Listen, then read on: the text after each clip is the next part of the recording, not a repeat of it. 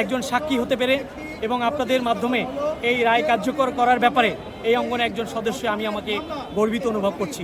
একই সাথে বলতে চাই, নতুন করে শুধু নয়, যত পুরনো মামলা রয়েছে, নারী শিশুর ট্রাইব্যুনাল রয়েছে, এই বিচারিক কার্যক্রমে যদি মাননীয় সরকারের মহোদয়ের মন্ত্রণালয়ের কোনো ধরনের কোনো গ্যাপ ঘাটতি থেকে থাকে, লজিস্টিক কোনো কমতি থেকে থাকে, সেগুলো বর্তমান সরকারের প্রধানমন্ত্রী পূরণ করবেন এবং এই পূরণ করেই একের পর এক এরকম আজকের এই শিশু রামিসা ধর্ষণ হত্যাকাণ্ডের মামলার আসামিদের শাস্তি প্রদানের যে ফাঁসির দণ্ডাদেশ, সেটির ধারাবাহিকতা উনি কন্টিনিউ করবেন এবং এই ধারাবাহিকতার মাধ্যমেই এই অপরাধীদের যখন বিচার নিষ্পত্তি হবে, নতুন করে এই বাংলাদেশে আর অপরাধীদের চক্রদের জন্ম হবে না।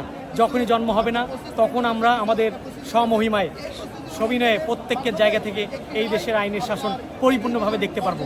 আমি আশা করছি মাননীয় প্রধানমন্ত্রী জনাব তারেক রহমান এবং তার সংশ্লিষ্ট দায়িত্বরত সমস্ত মন্ত্রণালয় সেই কাজগুলি করবেন।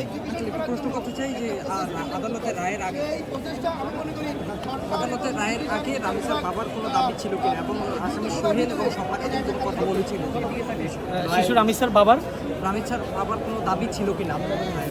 আমি আপনাদেরকে একটু স্পষ্ট করে বলতে চাই, মাননীয় প্রধানমন্ত্রী জনাব তারেক রহমান কিন্তু শিশু রামিসার বাবার বাড়িতে গিয়েছেন, বলেছেন যে আমি একজন মেয়ের বাবা হয়ে আজকে এই পরিবারে এসেছি।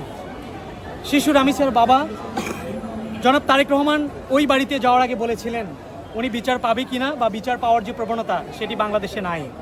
এই যে একটা সংশয়, যে একটা আশঙ্কা, সেটিতে কিন্তু আমরাও ছিলাম।